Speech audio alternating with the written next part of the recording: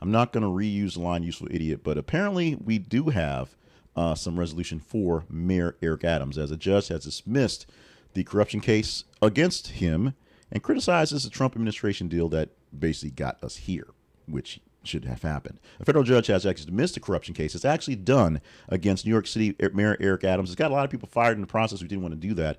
Delivered a significant victory for the embattled mayor. U.S. District Judge Dale Hull ruled to dismiss the case with prejudice, which means it can't be refiled. It's officially gone forever. They can't put it back before the court because he says we don't need to deal with this anymore. Now, the Justice Department actually sought to dismiss the charges without prejudice in the first place, which would have allowed the possibility of opening the case for the future, giving Adams not the get-out-of-jail-free card he thought he was going to get. But he got it.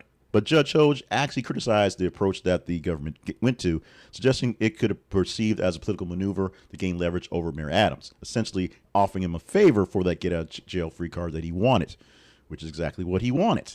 But he got it anyway, not so much because the government pushed for it, but because the judge just said it just wasn't worth the time.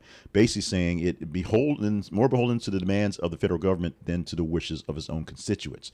And so the judge has allowed him that non-prejudice ruling so he can be free to get his work done, and get his work done not because Trump says, hey, I did you a favor, but because Eric Adams needs to get back to work, which is fair.